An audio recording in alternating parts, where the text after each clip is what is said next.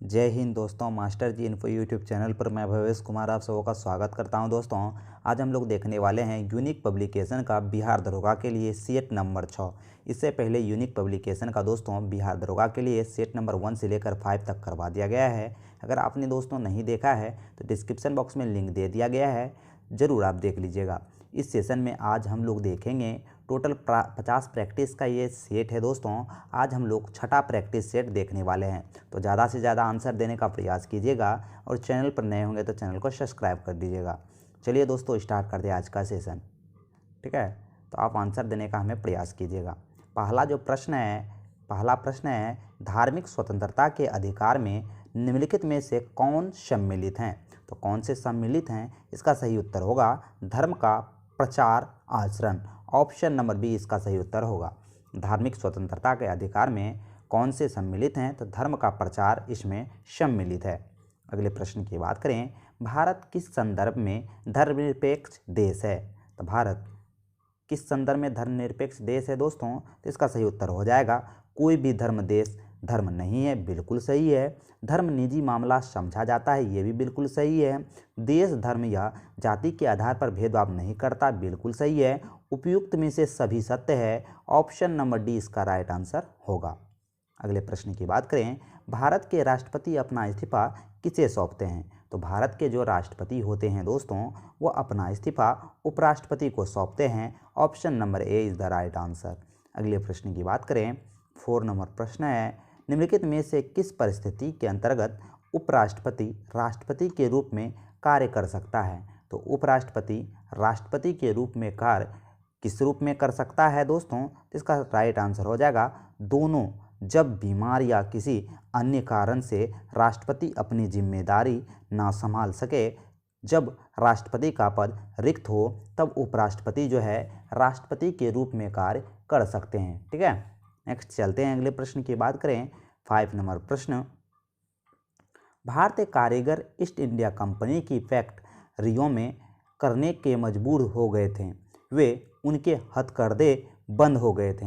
इसका क्या मतलब है दोस्तों, इसका मतलब है कि उनके उत्पादों की मांग में तेज गिरावट के कारण। ऑप्शन नंबर डी इसका सही उत्तर हो जाएगा।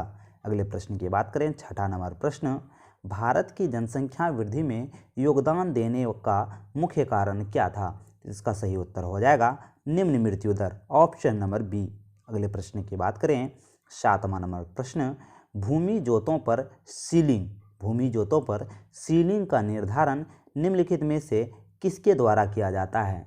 तो ये आदर्श जोत द्वारा किया जाता है, option number C is the right answer. Next चलते हैं अगले प्रश्न की बात करते हैं। अभी तक आपने वीडियो को लाइक नहीं किया है तो लाइक ज़रूर कर दे दोस्तों, और चैनल पर नए होंगे तो चैनल को सब्सक्राइब कर लीजिएगा और ज़्यादा से ज़्यादा इस वीडियो को शेयर भी कीजिएगा दोस्तों। काफ़ी इंपॉर्टेंट ये सेशन आपके लिए होने वाला है। इनमें से कौन प्रत्यक्ष कर है। तो प्रत्यक्ष कर का जो उदाहरण है दोस्तों यह हो जाएगा मृत्यु कर और मतदान कर एक प्रत्यक्ष कर है।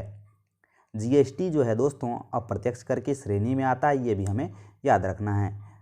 अगला प्रश्न है, वे सभी चीज़ें जो हम प्रकृति से प्राप्त करते हैं यथा भूमि, जल, खनिज, जंगल, वातावरण, वर्षा तथा उसकी परिसंपत्तियाँ क्या कहलाती है।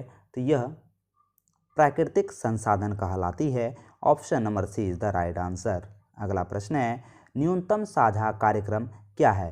तो न्यूनतम साझा कार्यक्रम कहते हैं ऐसा एजेंडा है जिसे तत्कालीन केंद्र सरकार में शामिल या सपोर्ट करने वाली राजनीतिक पार्टियों ने स्वीकार किया है। तो option number A is the right answer. अगला प्रश्न की बात करें, विश्व का कौन सा बांध भारत का सबसे बड़ा बांध माना जाता है। तो 11वां का जो सही उत्तर होगा दोस्तों ये कौन हो जाएगा, हीराकुंड बांध महानदी उड़ीसा पर। ठीक है, अगले प्रश्न की बात करें, भारत का निम्नलिखित में से कौन सा राज्य बॉक्साइट का मुख्य उत्पादक राज्य है। तो बॉक्साइट का मुख्य उत्पादक राज्य हो जाएगा Jharkhand, option number A is the right answer. अगले प्रश्न की बात करें, भारत का निम्नलिखित में से कौन सा राज्य अभ्रक का मुख्य उत्पादक है। तो अभ्रक का मुख्य उत्पादक कौन है, तो Andhra Pradesh is the right answer. अगले प्रश्न की बात करें दोस्तों, अपतटीय ऑफशोर ड्रिलिंग से क्या तात्पर्य है। तो इसका सही उत्तर हो जाएगा दोस्तों खनिज निकालने के लिए उथले समुद्र के तल में गहरा गड्ढा खोदना यह ड्रिलिंग कहलाता है। अगले प्रश्न की बात करें, भूमि का वह जलमग्न हिस्सा जो महाद्वीप के समीपस्थ है और 600 फीट से ज़्यादा गहरा नहीं हो, यह क्या कहलाता है? तो इसका सही उत्तर होगा महाद्वीप shelf. Option number A is the right answer. अगले प्रश्न की बात करें दोस्तों, वीडियो पसंद आए तो ज़रूर लाइक कीजिएगा और अपने दोस्तों को बीच शेयर ज़रूर कीजिएगा दोस्तों। काफ़ी मेहनत लगती है एक वीडियो बनाने में, ठीक है। अगले प्रश्न की बात करें, पहाड़ी क्षेत्र से नीचे की ओर बहने वाली नदी द्वारा काटी गई गहरी घाटी को क्या कहते हैं? तो ये कैन्योन कहलाती है, ठीक है। अगले प्रश्न की बात करें, भारत में आने से पहले आर्य कहाँ रहते थे? तो भारत में आने से पहले आर्य कैस्पियन सागर के आसपास रहते थे। Option number A is the right answer. अगले प्रश्न की बात करें दोस्तों, आर्यों द्वारा निम्नलिखित में से किस देवता की पूजा नहीं की जाती थी, यानी कि नहीं की जाने की चर्चा किया गया है? तो 18वां का राइट आंसर होगा दोस्तों आकाश देवता का किया जाता था, वर्षा देवता का किया जाता था, सूर्य देवता का भी किया जाता था दोस्तों। ये जो संपदा की देवी है लक्ष्मी जी की पूजा करने का चर्चा या वर्णन नहीं है। अगले प्रश्न की बात करें, वित्त आयोग के अध्यक्ष को कौन नियुक्त करता है? तो वित्त आयोग के जो अध्यक्ष होते हैं उनकी नियुक्ति राष्ट्रपति द्वारा किया जाता है। अगला क्वेश्चन है, प्राचीन भारत का महान विधि निर्माता कौन माना जाता है? तो इसका सही उत्तर होगा मनु जो है भारत का महान विधि निर्माता माना जाता है।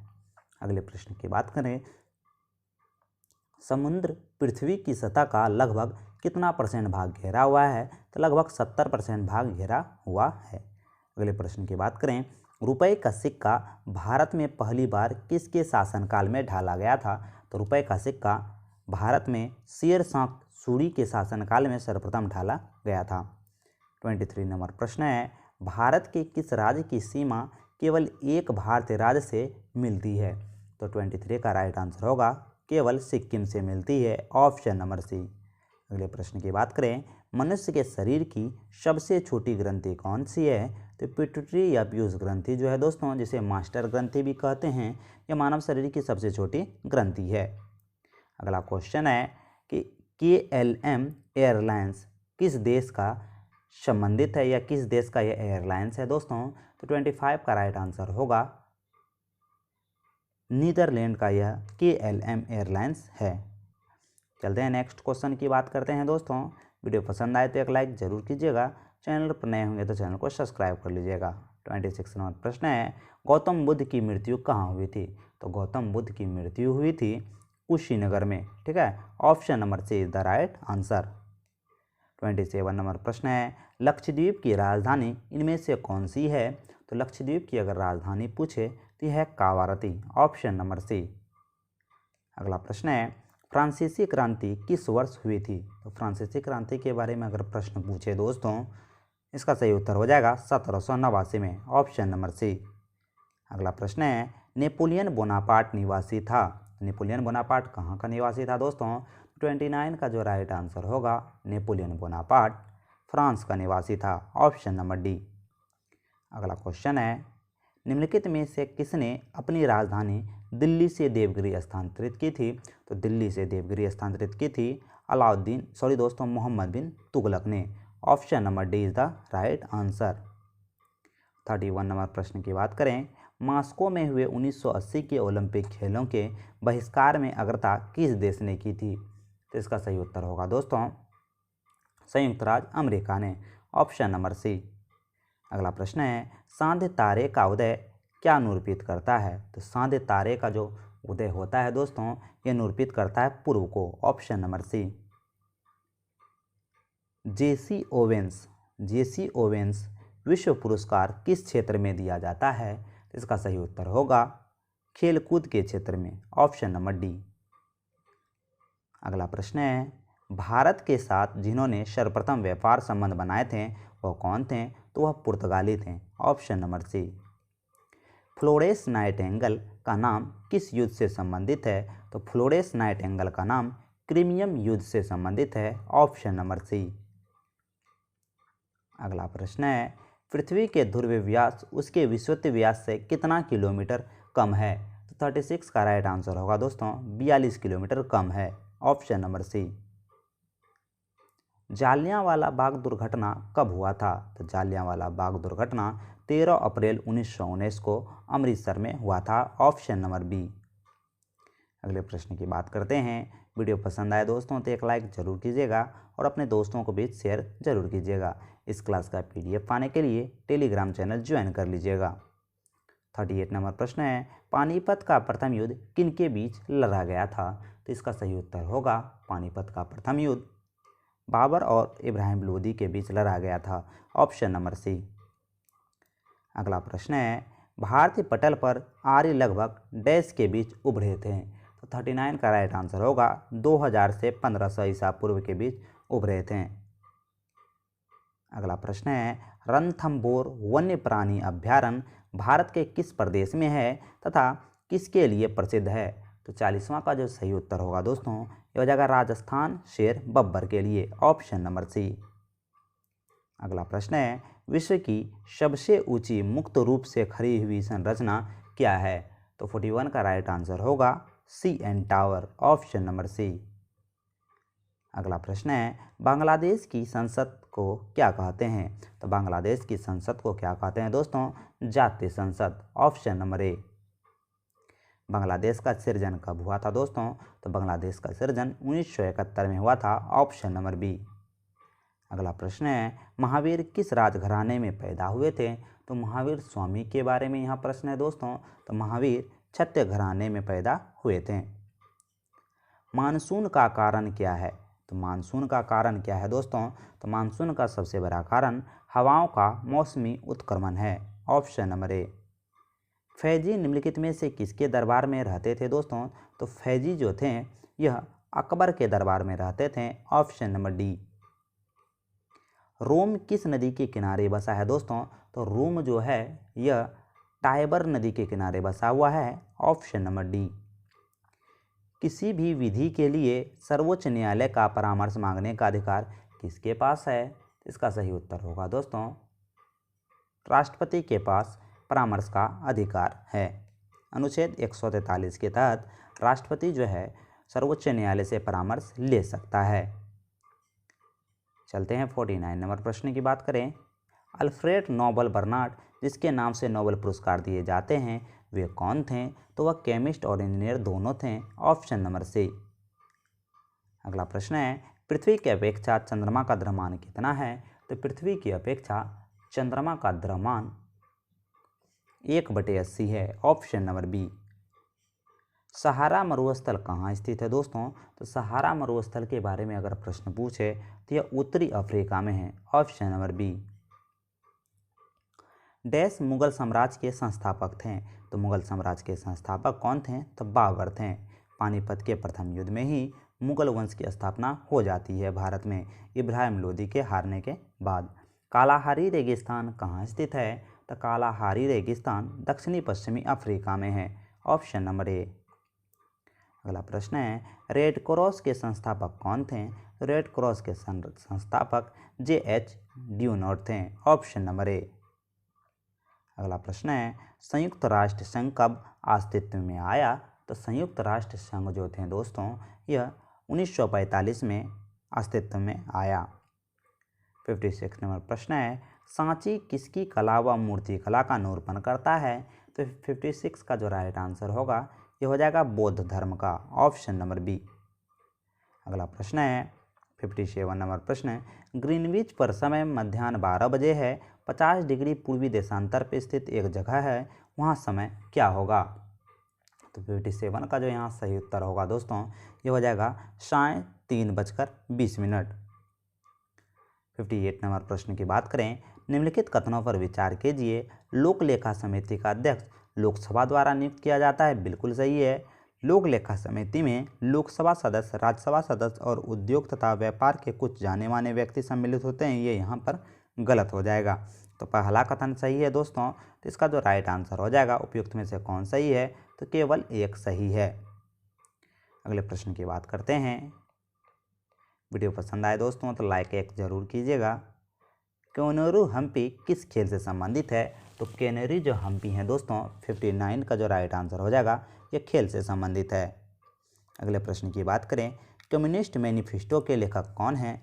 तो कम्युनिस्ट मैनिफेस्टो के लेखक हैं Karl Marx, option number B. अगला प्रश्न की बात करें, जवाहर सागर, राणा सागर, प्रताप सागर तथा गांधी सागर जलाशय किस नदी पर बना है? तो यह चंबल नदी पर बना है, ऑप्शन नंबर बी। 62 नंबर प्रश्न है, विश्व खाद्य पुरस्कार पाने वाले प्रथम भारतीय कौन थे? तो विश्व खाद्य पुरस्कार पाने वाले प्रथम भारतीय के तौर पर हम डॉक्टर एम.एस. स्वामीनाथन को जानते हैं, ऑप्शन नंबर बी।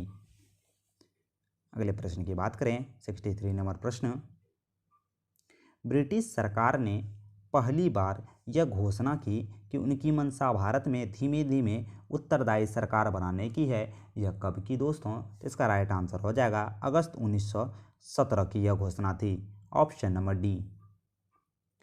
अगला प्रश्न है, सूर्य प्रकाश कितने मिनट धरती पर पहुंचने में लेती है? तो 64 का राइट आंसर होगा 8.3 मिनट, लगभग 500 सेकेंड। खेल प्रशिक्षकों के लिए द्रोणाचार्य पुरस्कार किस वर्ष स्थापित किया गया था? तो 65 का राइट आंसर होगा 1985 में। अगला प्रश्न है, सबसे लवणीय सागर कौन सा है? तो सबसे लवणीय जो सागर है दोस्तों यह हो जाएगा मृत सागर, डेड सी।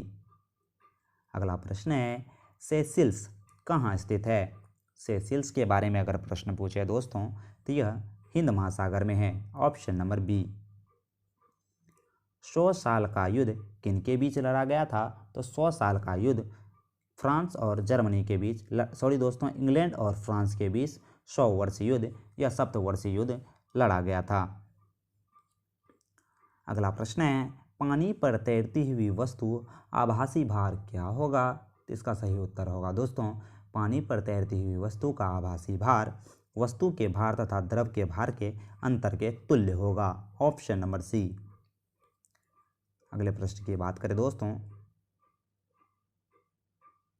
वीडियो पसंद आए तो एक लाइक जरूर कीजिएगा। एक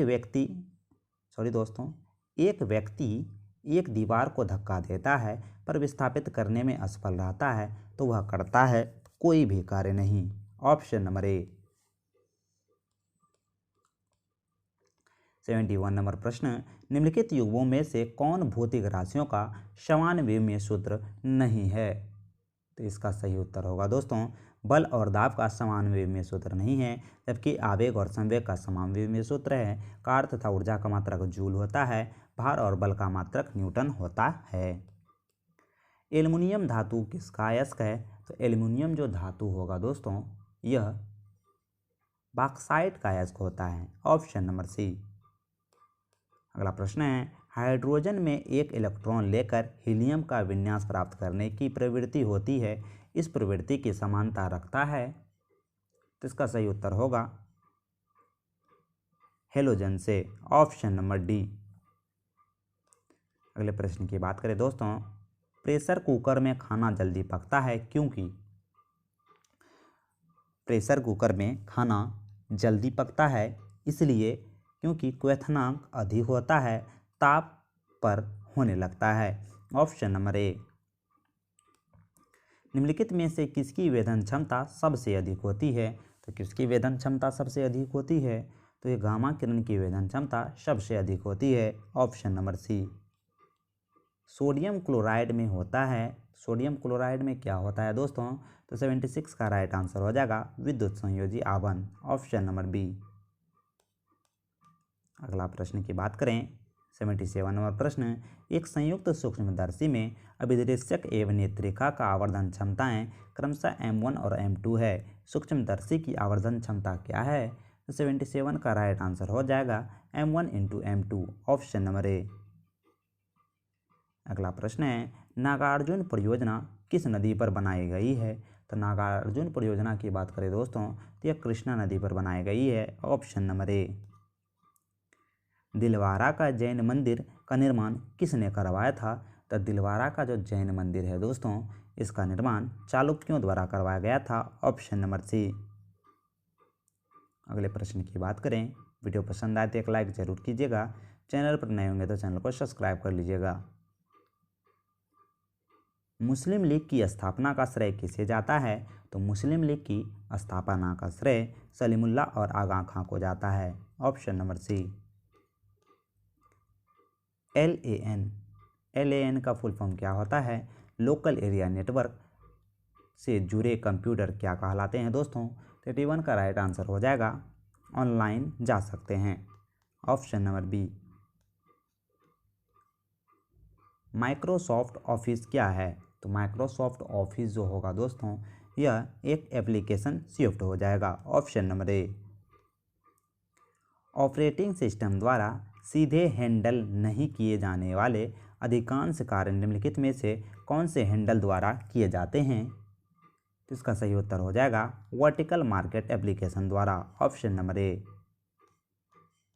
जब पीसी पर किसी डॉक्यूमेंट पर कार्य करते हैं तब डॉक्यूमेंट अस्थायी रूप से कहाँ स्टोर किया जाता है? तो 84 का राइट आंसर हो जाएगा रैम में। Option number A. अगले प्रश्न की बात करें, मैला आंचल के रचनाकार कौन है दोस्तों?